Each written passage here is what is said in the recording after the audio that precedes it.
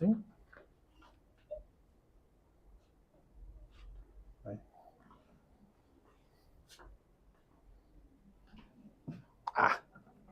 Someone unplugged the cable from this box. That's why it doesn't work. Fiendish fiends that they are.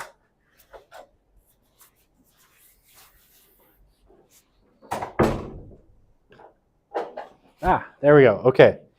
I'm just putting this up. This is, if you've been in classes with me before, it's just an online Q&A system. It's not for people in the room. It's just recently the feeds have been crashing. So if you're at home and watching this, you can use this to ask questions or, tell me if the audio is bad or the feed crashes or whatever it happens to be. Okay. So I'm going to dim the lights a bit.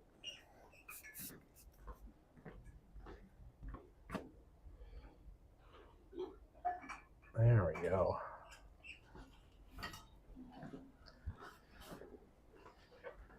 Okay, so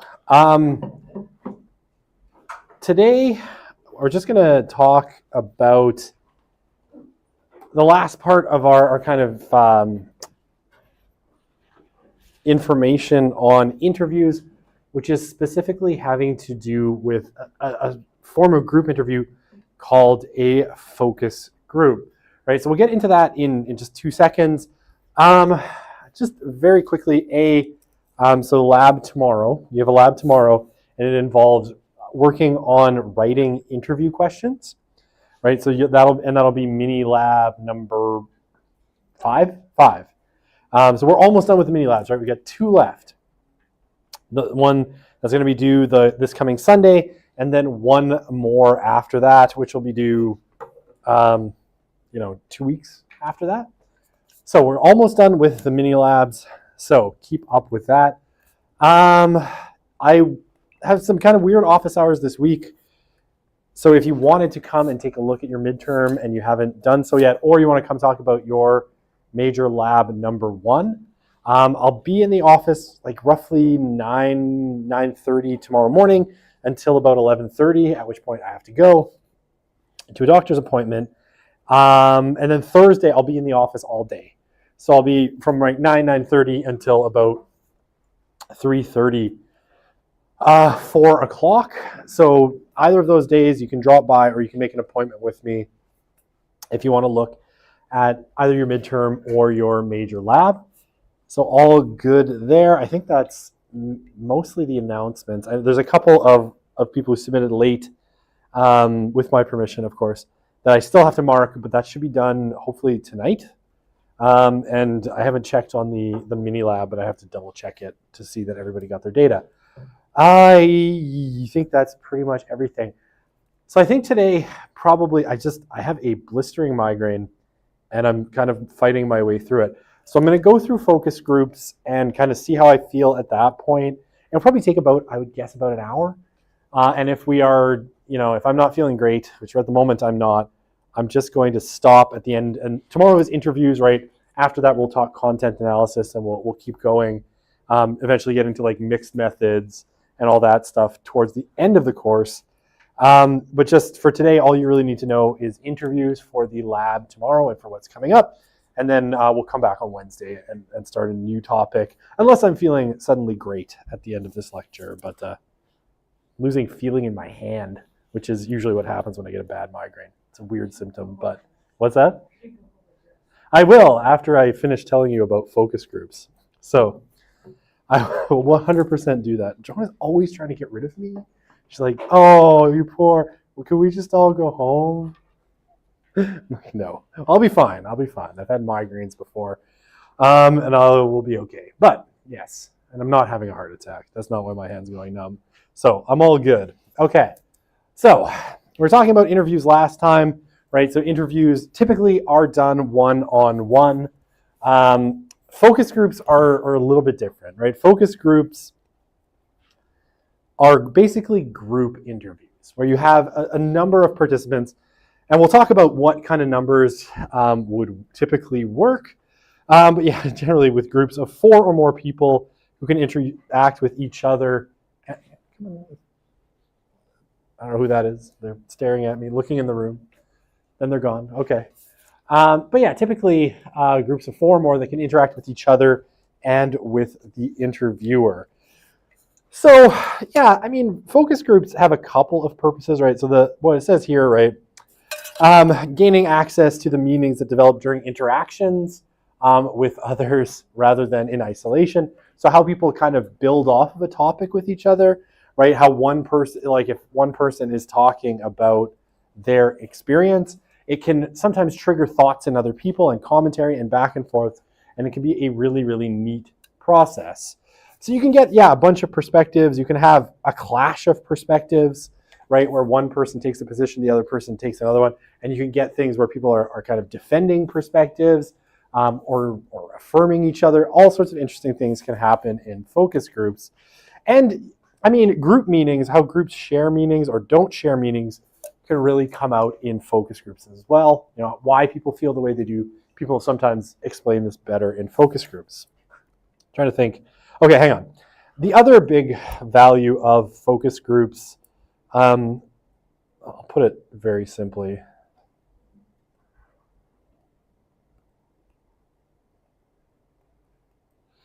Time and money. So I mean, I've done a ton of focus groups. I've run, I don't know, a dozen focus groups of my own for my own research. I've done focus groups for other people's research, where I was just one of the moderators of the focus group. One of the, I guess I'll tell, one of the first ones I did was when I was at University of Calgary. They were doing a forum on Canadians' views of climate change. So what they did was they flew a whole bunch of people into Calgary from all over Canada. I got to do the Francophone panel, so I had French speakers from New Brunswick and Quebec. What's that? No, it was great. It was great. Strangely, University of Calgary's Department of Communication Studies did not have a whole lot of French speakers in it. I can't imagine why. So I got to do the Francophones from Quebec and New Brunswick, which it was great. We brought in people from all over Canada to kind of get diverse views, let people say from Alberta, mixed with people from Ontario, and all of that fun kind of stuff. Now, one of the reasons they did it this way is because it was actually much cheaper and faster to do that, right? To fly everybody in. I think there was about 150 participants. Then to send people to interview people one-on-one for a couple of hours, house them, travel them, all that. It was cheaper to just do it in this one single kind of place. And it took a lot less time, right? It basically took 2 days to get the views of 150 people. Sorry, I was in the class prior. Oh. I might have forgotten something. Come on in, find your thing. We're in here for an hour and a half, so you'll be waiting a long time. Okay, or you can stay and learn about focus groups if you want. What's that? Joan doesn't even want to stay. Joan is constantly tearing me down. I go home and I cry and I cry. Okay, yeah, so time and money, right? So yeah, in 2 days' time, we were able to get the views of 150 people, rather than what would have been weeks and months of running around Canada trying to get the views of 150 people from diverse backgrounds, diverse places in Canada, and all of that fun stuff. So that is one of the big advantages: time, money, and all of that. When I did some in Edmonton when I was doing research on Catholic institutions in Edmonton, and basically, sorry you didn't find your thing. I was able to get, I did 6 focus groups, right? And I basically did it on, it was pretty intense, 3 weekends, right? So I took 3 weekends of my time. I had focus groups of 10 people. So basically morning, afternoon, morning, afternoon, morning, afternoon. So basically close to 60 people. If I had been interviewing 60 people, the same thing would have taken me months, right? Months of setting up interviews, months of, running around, finding people, doing the interviews, transcribing them, all that stuff. I got that done in 3 Saturdays. So time and money are a big reason why you might want to consider, if you want to get a lot of different views from a lot of different people, focus groups as opposed to interviews. You won't get the same depth, but you can increase the number of people quite a bit. Okay. So, typically your focus groups will have a moderator or facilitator, right? So this is the role I've always played, is the moderator or facilitator. Usually the other thing that you want, which is not on this slide, is sort of a note taker. Because one of the things that's really, so I mean, when I did it in Calgary, I was the facilitator, and we had someone taking notes. Someone who's written French is much better than mine. So somebody taking notes, so that they were kind of like noting what was going around, almost like a field note, right? Just kind of noting, okay, this person got agitated. When this came up, that person kind of went through all of this kind of observational data that's important in kind of creating context. So that's the note taker's job, just kind of note down. You're not transcribing because you're going to do that later, because you're typically recording all of these things, which itself can be a huge technical challenge. But your note taker plays a huge role in kind of contextualizing things. I had an undergrad that I had for a few classes that I really trusted, who came in and did note taking for me as well. Okay, so the moderator or facilitator basically is there to just keep the conversation moving, right? So it'd be like the role of the interviewer. You are there to ask questions, to make sure the discussion stays on course, to make sure everybody gets a chance to participate, right? Without coercing people, and it can be a really interesting job. And sorry, I'm jumping ahead of myself a little bit. You want to make sure that everybody you brought in has a chance to speak, but you never want to be coercive about it, right? So if you notice, like the way I always did it was, you always have in any particular group, I would say somewhere between 2 and 4 people that dominate everything, right? They're your talkers. And when you're a facilitator or a moderator in a focus group, they are your best friends. You want to be, you love them because they will talk and talk and talk and talk, and they will fill in any kind of silence. They'll prompt other people. They'll give ideas to the group, and they are like the best people in the world. If somehow you end up in a focus group without one of these kind of conversation drivers, it's a slog to get through as the moderator, because you're always prompting people. But usually you have somewhere between 2 and 4, depending on the size of the focus group. Then you're going to have a whole bunch of people who are a little bit quieter, right? Who are more reserved. They're not so sure that they want to say anything. They're a little, they're worried about what other people will think or whatever. They don't want to jump in. Maybe they're a little bit more standoffish. And your job as the moderator is to make sure they get heard too, because you could just talk to your talkers, your really effervescent personalities in the group, but then you'd miss out on their perspectives. So it's always like, John, I haven't heard from you in a while. Is there anything you wanted to add to this conversation? And then, John will be like, yeah, I was just thinking about this time that da-da-da-da-da. Or John might be like, no, I don't know. I don't have anything to say. So being a moderator is like allowing everybody to speak without forcing anybody who doesn't want to speak to speak. The other one, obviously, and that's the top point, is making sure the discussion stays on track. Because someone might want to go off into, some topic that's dear to them, or they start to tell you a personal anecdote. I've had this lots of times, right? That isn't really relevant, but for some reason they think it is. And it's your job to sort of like know when to ask them to stop, and then to shift the conversation back onto the topic or move it on to somebody else, right? And again, you want to do this always without offending people. It might be like, oh, okay, yeah, that was a really interesting story, or that's a really interesting point, but I just want to make sure that everybody had a chance to speak. So I was wondering if John had anything to say on my question about, X, Y, Z. That's the sort of, job of the moderator or facilitator. Keep everything on track. Make sure you're sticking, you have your focus group guide or your interview guide. that you're making sure everything gets covered, that you stay within the time limit, because you know, typically people have volunteered their time to be there and you don't want to go overtime necessarily or anything like that. So you want to make sure that everything stays on track, right? And it's actually a really fun job. It's really exhausting, but it's because you're constantly alert, right? And you're constantly kind of directing the conversation, making sure everything's getting done, redirecting, thinking of follow-up questions you want to ask people, thinking of either redirects or rephrases of things, you know, summing up a point someone made, asking if other people have any commentary on it. It's like an interview. They're all really exhausting, but focus groups I find are particularly exhausting. After 2 hour or 3 hour focus groups in a day, I was wiped out. Like, I was just completely done.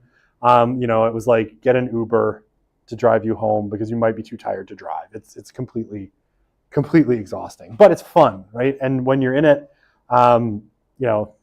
you don't even notice the time's going by, and suddenly, like, you've hit your 1.5 hours, and then it's time for a bathroom break and to let people have coffee or a snack. That's it. The time just flies. So, sorry, I like focus groups. They're fun. Naturalistic. You want to be naturalistic. One of the goals, right, in focus groups, bring out how individuals collectively make decisions or what their interpretations are. You know, how a lot of people feel about a particular topic. Group views, how, a certain group views a particular issue, right? What they think about it, how it affects the way they live, all of those things, right? Whatever your research question is, you basically want, to let your people speak in as natural of terms with as little prompting as you can. So again, like, the goal, as with a lot of qualitative research, is to disrupt as little as possible. Okay. So, how many focus groups? It depends on what your research question is. Honestly, this is sort of the rule of thumb that a lot of people go by, that you should do 10 to 15 groups. More necessary if demographics are diverse. A lot of this is constrained, honestly, by budget, by your budget and your time, right? How long do you have to do this research project? In theory, if you were doing something like you're doing focus groups every weekend or whatever. The weekends are good because people have time typically, but focus groups until, and then you do one and then you set up a next one and the next one. You can do a target like, what you would with a grounded theory approach, where you would have like theoretical saturation, right? When you can predict what's being said when no substantial new information is coming from the groups. So you could kind of target that as your goal, and that might affect this number 10 to 15. It might be less, it might be more. But a lot of times budget, logistics, how long do you have to do the research project? What are the deliverables on your research project? Like, do you have a contract to do this research and deliver the results to somebody, tell them what it was all about, and all of that stuff, right? If you get into industry loves focus groups because they're efficient, right? One-on-one interviews, like say if you're doing brand management, or even if you end up in government and you're trying to figure out what policies are going to be popular, what policies aren't going to be popular, focus groups are what people do. Very famously, like media industries focus everything. I'm trying to think of an example. If you've ever seen in the middle of a season of a show, a character disappears, right? A character that was on the show at the beginning, and then suddenly they disappear. Almost guaranteed, when they started to do the show, they recorded the first few episodes or half a season, and then they started doing focus groups. They call it focusing. Some people believe in it, some people don't believe in it in media industries. But what happened is that character focused really bad. People reacted really negatively to it, and they cut it. Politicians do this all the time too. So if you ever start working for a political party, almost guarantee you're going to end up doing focus groups, and you better get good at it, because they'll focus, or sometimes they call it workshop policies, right? Where they'll bring in a bunch of potential voters, and they'll try to figure out, how people are reacting. So it's a tool, right? In academia, it's of a particular purpose. Once you get out into industry, people use it very differently. Yeah, please. Do you ever use participants, or is it just each group completely new? Sorry, can you repeat the beginning part? Do you ever use like the same people in the same focus groups like a second time? Like one person particularly stood out, so you stick with another focus group, see what happens? I've never done or heard about doing that. Now, you might do that. See, that's what you call a plant, right? Where you're trying to plant someone with a particular view. You might do that, say, in politics or industry, if you're trying to push a particular kind of view or see something. I've never seen it done in academic research, because in academic research, you just want a new group of people to get as much diversity as possible. But typically, I don't think it's a common practice, because you're wanting to get as organic a response as possible, right?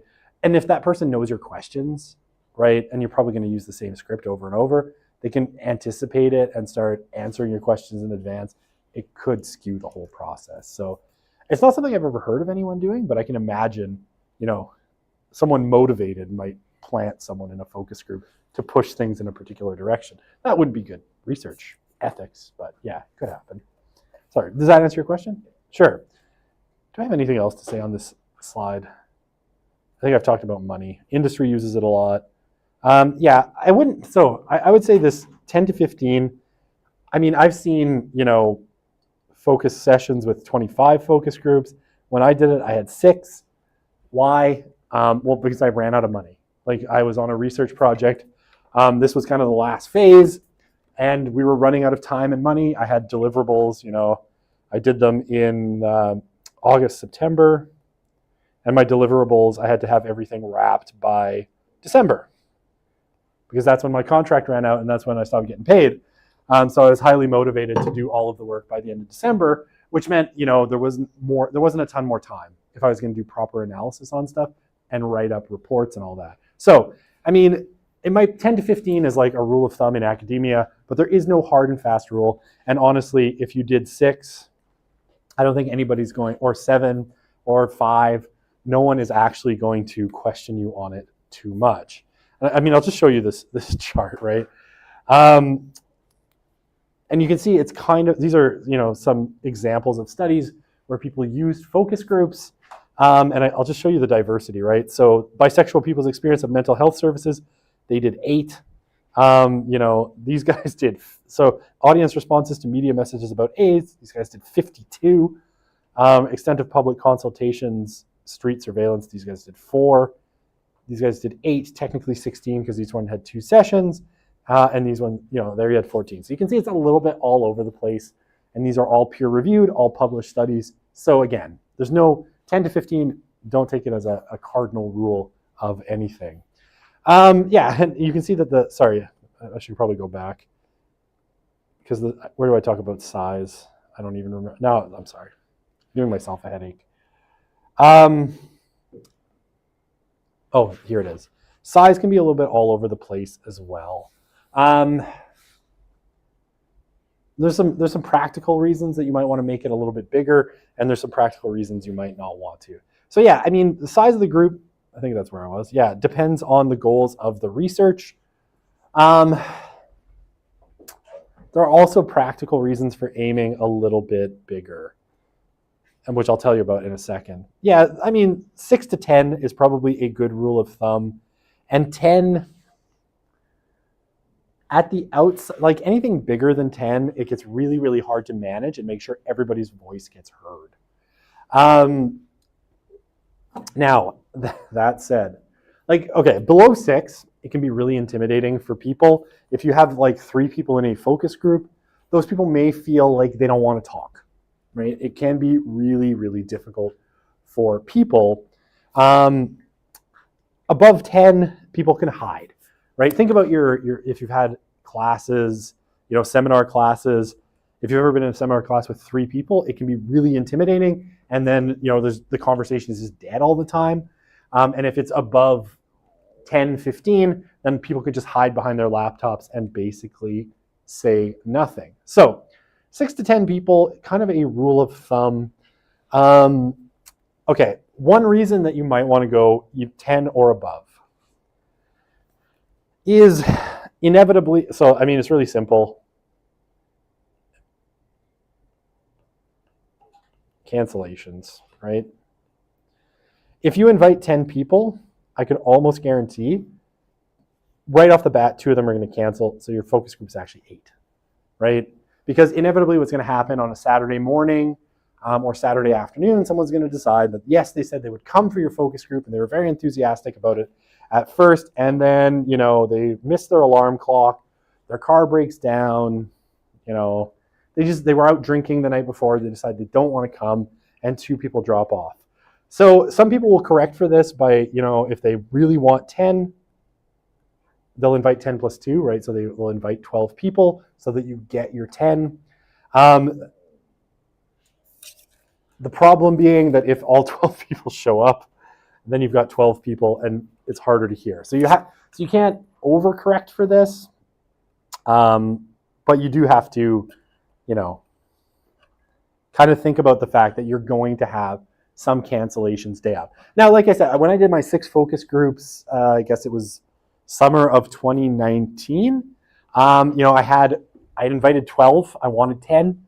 I had 2 groups where 12 people showed up. I wasn't super happy with that. And then I had 1 group where 3 people showed up out of 12. So you can never quite tell what it's going to be. And despite my best intentions and checking with people, confirming, several days before that they were all coming, right? I had just a whole bunch of people not show. That was an awkward focus group, but thankfully I had Brandy, and Brandy was a talker. And Brandy completely brought to life my 3-person focus group, and everybody talked and talked. And because of, for all of their trouble, they were each going to get $50 gift cards, and they each got $100 worth of gift cards. So it all turned out really well for the 3 people who came. So Visa gift cards are your best. What's that?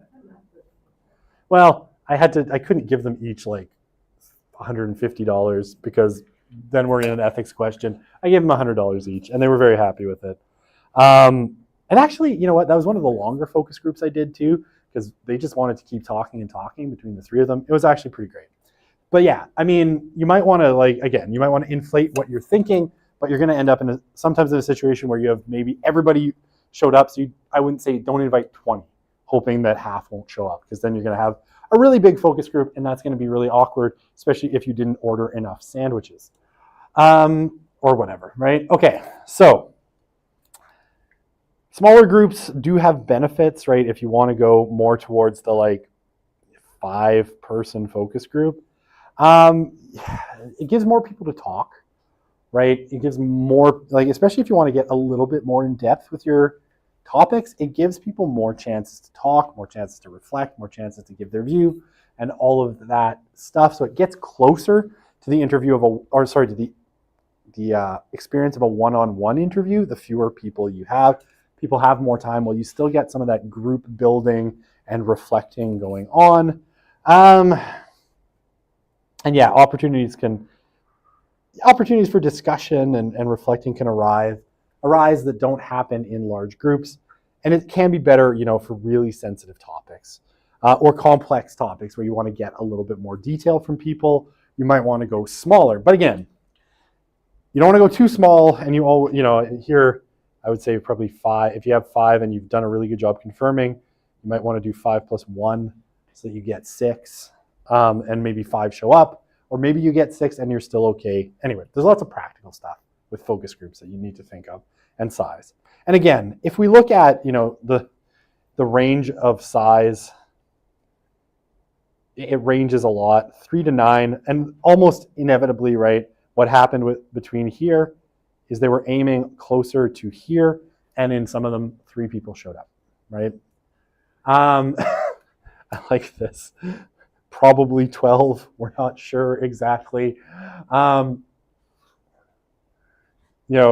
specified, but it appears to be 3, 9, or 10. So they didn't say in their discussion. 5 to 10, and again, they probably were targeting 10, and at one point 5 showed up. Same here, same here, same here, right? So 10 to 15, again, they're probably targeting 15, and 10 people showed up in one of them. So, yeah, the average group of the size, average size was, not specified, not applicable, 6.75, 7, 8, and 6.6. So you can see there's a ton of variance, right? And there's no right way of doing things. And I mean, if you ever get into this situation, which maybe you won't, and you invited 10 people, 3 people showed up, roll with it, make the best of it. It's not the end of the world. If it happened to all of these cats up here, it's okay. It happens to all of us. And inevitably people just don't show up. They get sick, right? They decide not to come. Something happens. So don't worry about it if it happens to you. Okay.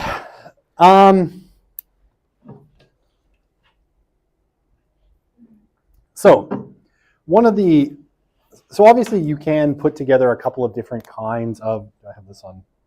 No, okay. You can put it together a couple of different kinds of focus groups. You can essentially have, sort of a random, or what you would probably call it, it's probably more like a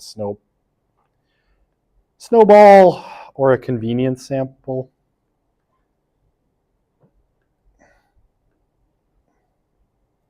Right, that's typically what I've done, is just convenience sample, whoever you can find. I used Reddit to recruit people, which should have been a dark and scary void, but actually turned out really, really well. And I've heard nightmare stories from people who tried to replicate this. Later, they were like, we tried to recruit on Reddit and we got crazy people. And I was like, oh, man, I was doing some sensitive research and I didn't get crazy people. So that kind of turned out well. I also use social media, Facebook, Twitter. I used every social media I could find and had everyone I knew and every institutional connection I had tweeting and Facebook posting out all this stuff. So anyway, that's neither here nor there. So I think this is typically how we do things. Like, we recruit whoever we can find that's willing to take part in our research. So a lot of it is snowball or convenience sampling. Okay, so another possibility though is natural groups. People who already know each other, already have some interaction. So, I mean, this would be, in a particular community, maybe you're, I don't know.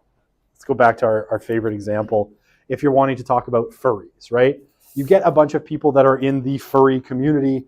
You get them all, they all maybe know, in Edmonton, they might all know each other. You bring them all together, or not all of them, obviously, but a group of them together. They already have a kind of natural group, right? Or if you're doing, say, if you were doing focus groups with gang members, right? They might all kind of know each other. They might all have connections already. You might be doing one particular gang and talking to them.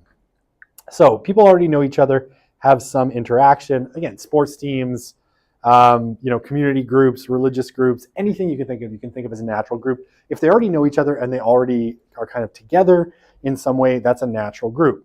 And it can be totally appropriate depending on the goal of the research. If you want to know more about a particular community or a particular group, if you want to know about incarcerated people in a prison and you're doing focus groups, cannot imagine how you would get permission to do that, but whatever. I doubt you would.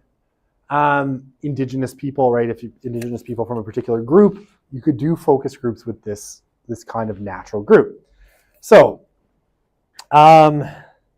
it can be useful, if research is how social interaction actually occurs. You're trying to figure out the relationships between people, hierarchies, trying to observe some of the hierarchies. Those kinds of things can be appropriate. The obvious disadvantage is, pre-existing styles of interaction. Hierarchies can affect the discussion. If there's, say, a strong structure where someone's the leader and other people are the followers, it can be really difficult to do, right? And it can get really difficult to get kind of underlings to speak to you because they're going to defer to, whoever is in that leadership role. The other thing, you can get is they might have taken for granted assumptions that don't ultimately get challenged. There's going to be all sorts of things, right? People know things about their own communities. They might not tell you. You might not understand. They might not ever question things that aren't about that particular group, right? They have certain ways of doing things, certain understandings that don't get challenged because there are no outsiders if all you have is insiders. They might also have like group-specific jargon, right? Jargon or scripts or things that you don't understand that can get in the way of your understanding and your tracking as the moderator. And you can end up asking a lot of questions about, especially if you're an outsider of this group as well, about what's going on. So, and you can have reactivity. You have reactivity anyway. but you can have more if they're worried about what the outsider you are going to think about their community, or they're deferring to statuses within the community. Who gets to speak, what are they going to say, because now they're together, so they might be worried about what, how other people in the group are going to perceive what they say. So gang research, for instance, is replete with this. If you do kind of gang research where multiple group members are present, there's certain things they may not tell you that they would tell you in a one-on-one interview, because they know other people are hearing what they're saying, and they don't want to expose themselves to potential danger or reprimand afterwards, right? So all of these things like hierarchy, status, rules, even informal rules within groups can get in the way if you are doing natural groups as part of your focus group. Okay. All right. So, yeah, I mean, in terms of prepping for focus groups, it's probably somewhere in between an unstructured interview, where you would have, in an unstructured interview, you would have I said sort of 1 to probably at a max of 5 topics that you're kind of ready to ask questions about. Whereas, with a semi-structured, I think I said, somewhere between 10 and maybe 30 at the outside. 30 is probably on the high side. A focus group is probably going to be somewhere in the middle, somewhere in the range of, 10 kind of questions, maybe 15 at the outside. Specifically, and one of the problems is you can't cover as much ground as in an interview, right? A semi-structured interview, you can't cover near as much ground because you have a lot more people that are going to want to say things. So if you're going to get, a group of, say, 5 to, at the outside, 15 people talking about a particular topic, you need to make sure they have time. So you can't have a super long list of topic areas you want to talk about. So you have to be extremely selective about it. So yeah, usually a small number of questions used so that you can get to them and let the number of people you have in your focus groups each have a chance to say something about those areas. And of course, accounting for the fact that the conversation is going to wander. People are going to riff off of each other. One person's going to say this, it's going to trigger John to say that, then Sandy's going to say that, then Brandy's going to say this, right? And you want to kind of let a lot of that interaction kind of flow. So not a ton of questions. And yeah, the amount of intervention taken by the moderator is going to depend on the topic of discussion, how much knowledge the participants have, how well they're talking. If they're talking really well, you probably don't want to jump in, and the goals of the research. Okay, I'm going to tell you something really random, but actually something that can be really effective and something that I would strongly recommend. I'm not going to write it down. I'm going to draw a picture. Use round tables in focus groups. Don't use rectangles. And this, I say this from experience, and I had a few focus groups where I used rectangle tables, and weirdly, it was a completely different experience. Now, if you have to use a rectangle table because your space only has them, don't sit here. No, and don't sit here.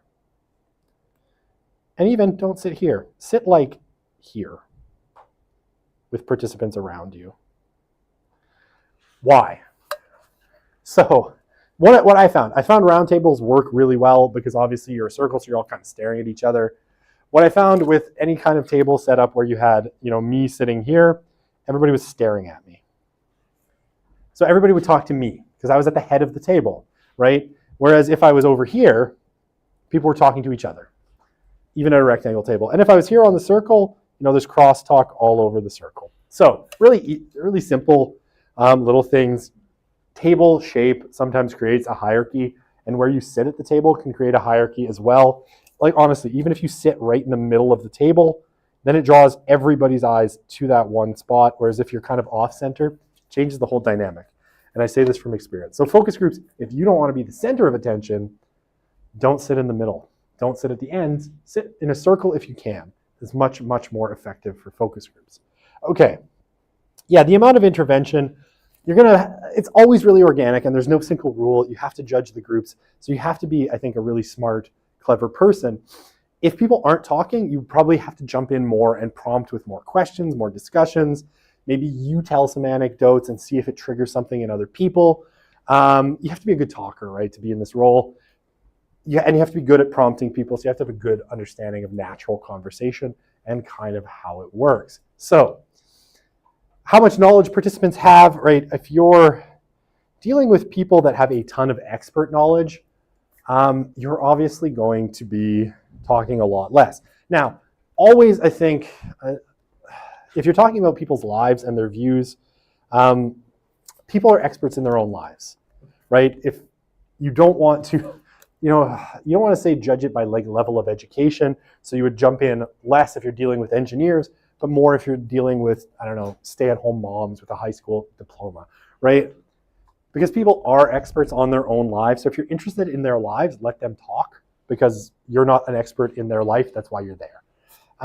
So yeah, anyway, the goal of the research, I guess, if you want to cover really, really broad topic areas, and you have a lot of things you want to cover, as opposed to getting really in-depth in one or two questions, you're going to have to jump in more to do kind of, prompting, rephrasing, structuring of the kind of conversation. But it's pretty straightforward, and you'll know, I think, once you've done a few, how to do it. Okay, sorry.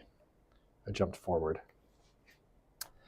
Yeah, so focus groups, I mean, the limitations of it, you definitely have less control over the discussion, right? Things are going to, just think of like in a group conversation with friends at a restaurant, how much the conversation kind of swings. You have a lot less control than if you're talking with a friend. Do you control your friends like I do? No, I'm kidding. But you have a lot less control. That conversation is going to go in a lot of different directions.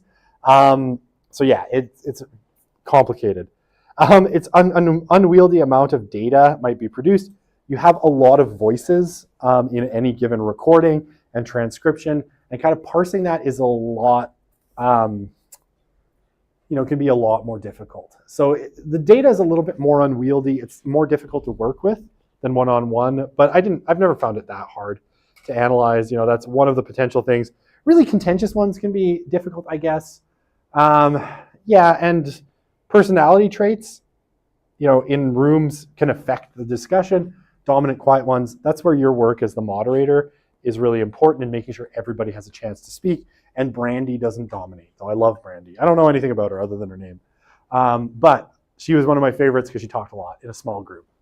And yeah, difficult, sensitive issues, social hierarchies, and strongly opposed positions can get in the way of you figuring out what's really going on. So there is all of that. Okay, I'm just checking how much more. Okay, how many more I have. Okay, online focus groups, interviews and focus groups. So generally, we've talked about focus groups and we talked about interviews. A lot of stuff now is shifting online for obvious reasons. I think if we were doing the panels that I talked about that I did at University of Calgary today, as opposed to in 2007 when I did them, that's a depressingly long time ago. That can't be right. No, it was 2009. I'm sorry, 2009 when I did it. My bad. Anyway, that's still a really long time ago, a depressingly long time. Probably, instead of flying people in to Calgary from all over Canada to get their opinions, there's a really good chance that we would probably do online focus groups. Why? Again, post-pandemic, everybody's used to doing stuff online, and it's like so much cheaper to do. It's so cheap to do online stuff. It costs essentially nothing. Like we did an online conference at the CCR, this would have been 3 years ago. We did two of them, 3 years ago and 2 years ago. And while a normal conference costs thousands of dollars, we did our entire conference for it's like a 3-day conference for the huge price of $22 in like access fees for software. It was actually ridiculous. So it's a lot cheaper. Usually are smaller when it comes to focus groups, and you have less cancellations with online stuff simply because it's less of a burden for people and they can do it from their house, right? So, if they wake up late or their car breaks down, it's not a problem because they just like run to their computer and they're there. You have a lot more kind of flow problems though, and especially, the camera off. Are people paying attention to the conversation?